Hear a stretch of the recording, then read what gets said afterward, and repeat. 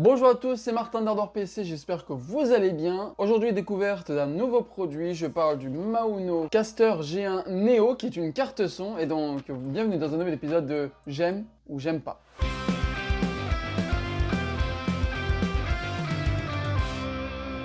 Bonjour à tous et du coup, comme je vous l'ai dit, on va faire découvrir un nouveau produit que j'ai découvert récemment qui est le Maono Caster G1 Neo qui est une carte son. Vous savez que j'utilisais la carte son Fifine mais là j'avais envie de tester cette carte son. On va commencer déjà par l'unboxing. On ouvre la boîte. Super, donc il y a déjà un pamphlet. Il y a une carte avec marqué contactez-nous. Comme je vois ici, ça supporte le double PC.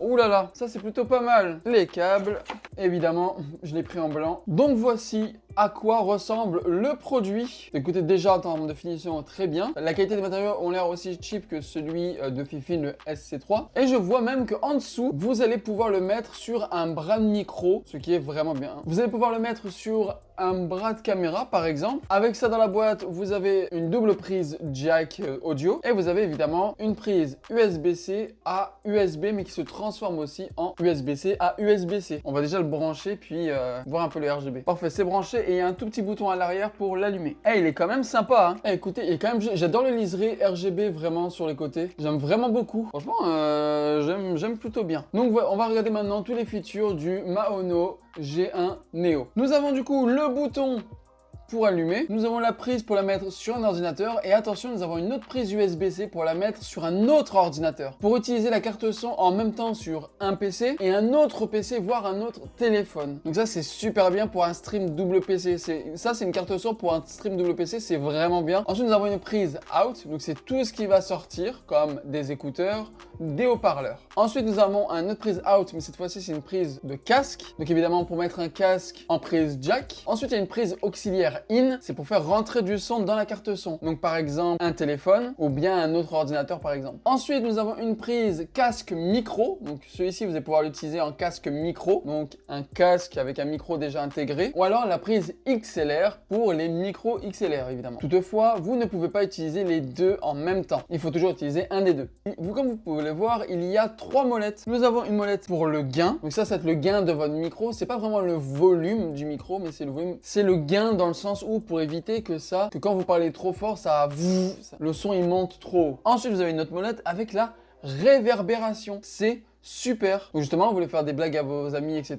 Hop, vous parlez, et ça fait de la réverb. Mais dans tous les cas, on va tester ça tout à l'heure. Et ensuite, vous avez une molette pour le headphone. Donc si vous branchez votre casque en prise jack à la carte son, vous allez pouvoir augmenter ou baisser le volume du son, le volume de votre casque au final. Ensuite, sur les deux côtés ici, vous voyez deux autres molettes. La première molette, ça va être la molette de votre microphone. Vous pouvez l'augmenter pour augmenter le volume du microphone, le baisser pour le baisser. Vous avez aussi le bouton fantôme de 48 volts pour justement les microphones qui ont besoin d'un 48 volts. En l'occurrence, moi mon micro, c'est le Fifine K688.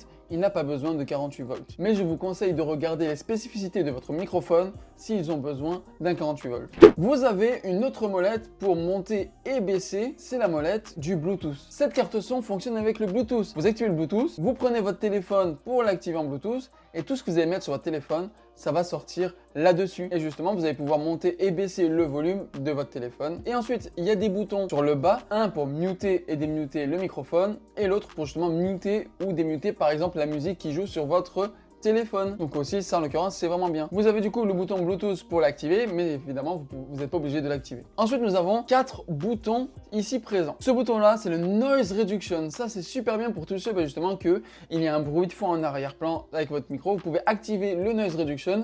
Et du coup, ça va justement éviter que tout ce qu'on entend en arrière-plan, ça évitera qu'on les entende, les bruits sourds, les bruits genre vraiment chiants. Ça, vous allez pouvoir l'activer. Ensuite, vous avez le bouton du Voice Changer avec 5 voix déjà programmées. Vous avez plusieurs voix comme un homme, un bébé, un robot, une femme et évidemment la voix normale. Ensuite, nous avons le bouton Direct Monitor. Donc ça, vous le savez, comme avec Fifine, quand on appuie sur ce bouton, on entend le retour de notre micro via notre casque. Donc vous allez vous entendre parler quand vous allez l'activer. En bas du Noise Reduction, vous avez le Sidechain. Sidechain, c'est vraiment bien car quand c'est activé, tout le son que vous avez sur l'ordinateur, que ce soit de la musique ou quoi que ce soit, quand vous allez parler, tous les autres sons vont se baisser et quand vous allez arrêter de parler, ça va hop remonter. C'est vraiment très très cool pour ce genre de choses. Et évidemment, le dernier bouton, vous avez le mode RGB pour changer les couleurs. Ensuite, vous avez 4 boutons où il n'y a rien dessus.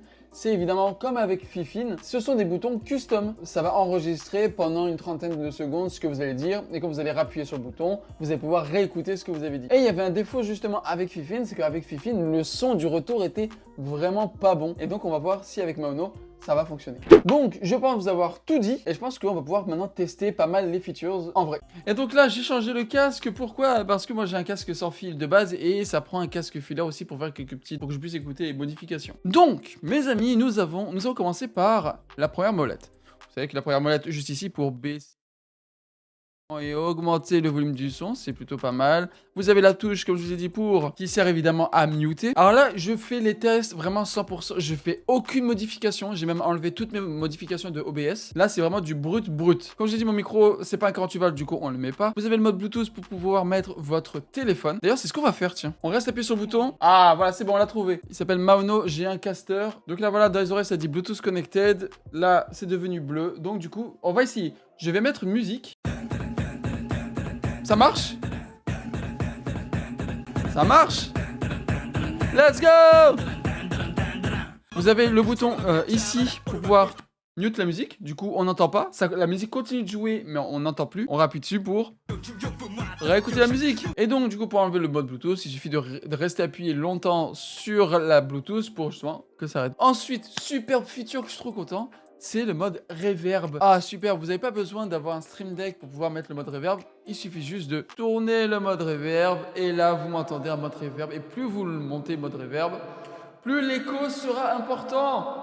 Et ça c'est magnifique. Et surtout que vous pouvez utiliser le mode reverb avec le voice changer. Donc, comme là je suis le mode female, donc une voix de femme. Et si on augmente aussi la reverb, et ben il y a le mode female et la reverb aussi. Ça c'est super bien, franchement très très bon. Vous avez le voice changer du coup comme je vous ai montré avec la Voix de femme, bonjour à tous. La voix d'homme, je suis un homme très viril. Et là, je suis un tout petit bébé. Un tout petit bébé. Et là, je suis un robot de Tesla. Aidez-moi à parcourir mes objectifs. Il y a uniquement 4 vrais voice changers, parce que le 5e c'est le mode défaut, ce que Fifine avait 6 modes en plus du défaut. Donc, bon, c'est un peu dommage, mais c'est pas mal ceux de base. Ensuite, vous avez le bouton Direct Monitor. Quand vous allez cliquer dessus, vous allez vous entendre en double. Et là, vous allez pouvoir aussi, avec le headphone, baisser le son de headphone. Il y a un petit problème, bon, c'est pas vraiment un problème, mais c'est un petit peu de truc un peu chiant. C'est que le headphone, ça va marcher en même temps pour le casque et aussi si vous avez des haut-parleurs branchés, ça va faire ça sur les deux en même temps. Mais c'est pas si grave, honnêtement. Et vous avez le bouton RGB pour changer la couleur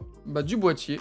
Que je trouve d'ailleurs les couleurs rendent super bien. Comme je vous ai dit, les 4 derniers boutons, ce sont les loop back. Dans le fond, comme je vous ai expliqué au début, vous allez pouvoir, grâce à ce bouton-là, dire une phrase et en appuyant sur ce bouton, ça va redire la phrase. On va essayer parce que c'était un problème que le Fifine SC3 avait, que beaucoup de gens avaient, mais Fifine ont décidé un peu de fermer les yeux là-dessus. C'était que le retour du son était pas bon. Le son était pas bon. Et donc là, on va voir, et vraiment je vais voir ça vraiment, pour voir si c'est bien ou pas. Donc, pour faire fonctionner les boutons custom, c'est très simple. Tout d'abord, il faut surtout être en mode Direct Monitor. On va s'appuyer dessus. Là, vous allez voir, ça clignote en blanc, et il faudra rappuyer dessus pour commencer l'enregistrement. Bonjour à tous, c'est Martin d'Ardor PC, j'espère que vous allez bien. Et aujourd'hui, je vous montre le Maono, voilà, le Maono, et voir si c'est bien ou pas. J'ai rien changé du tout aux effets de voix, absolument rien, et donc on va pouvoir réécoute ça, on rappuie dessus encore une fois et ça l'arrête directement. Et là on va pouvoir réécouter Maono, voilà, le Maono, et voir si c'est bien ou pas. J'ai rien changé du tout aux effets de voix, absolument rien, et donc on va pouvoir réécoute ça, on rappuie dessus encore une fois et franchement c'est génial, vraiment c'est très très bien, genre la voix est très bonne, c'est exactement la voix que je pensais, parce que malheureusement comme je l'ai dit avec Fifine, malheureusement le retour de voix est vraiment pas bon. Je suis quand même très très content de cet achat. Et voilà, je crois que les tests sont terminés et tout d'abord, combien j'ai acheté? Je l'ai acheté 66 $ sur Amazon, de base il coûte 89 $, mais évidemment il y avait un rabais à ce moment-là. Ensuite, quels sont les points négatifs et les points positifs? On va commencer par les points positifs. Le noise réducteur qui est vraiment quand même très très correct. Effect, la molette reverb qui est juste super pour les streamers, vraiment c'est super bien. Pour modifier le volume et le gain aussi, les loopbacks que quand tu fais un enregistrement, et ben il y a vraiment ta vraie voix. Le Bluetooth aussi qui est super bien, vous pouvez brancher votre téléphone en Bluetooth dessus pour pouvoir écouter avec le son et faire aussi écouter à vos viewers. Et aussi le RGB qui est quand même vraiment beau. Le RGB est très joli. Ensuite, les défauts, parce qu'il y a des qualités, mais il y a aussi les défauts. Malheureusement, avec le bouton Direct Monitor, on est obligé de s'entendre pour les loopbacks. Parce que je trouve ça un petit peu dommage, alors qu'avec Fifine, lui, on n'était pas obligé. Si vous avez le casque ainsi que les haut-parleurs d'activer, bah malheureusement, vous allez entendre des deux côtés. C'est-à-dire qu'il va falloir éteindre vos haut-parleurs, mais ça, vous pouvez pas le faire directement via la carte son. Malheureusement, il y a aussi peu de modifications de voix. Il n'y a que 4 modifications de voix en tout. Certes, c'est les bases, mais on en aurait aimé peut-être un peu plus. Pour activer les boutons custom, bah vous êtes obligé de rester appuyé dessus, que ça clignote, puis ensuite appuyer une fois dessus pour pouvoir commencer l'enregistrement. Alors que juste rester appuyé dessus, puis pouvoir commencer l'enregistrement, c'est mieux. Mais écoutez, c'est vraiment juste pour chipoter. Mais en vrai, je trouve peut-être 89 $ canadiens plus les taxes qui reviennent dans les environs de 109 $. Je trouve ça peut-être un peu trop cher, mais par contre, quand il était en rabais, là, ça valait plus le coup. Et donc au final, est-ce que je conseille ce produit? Ben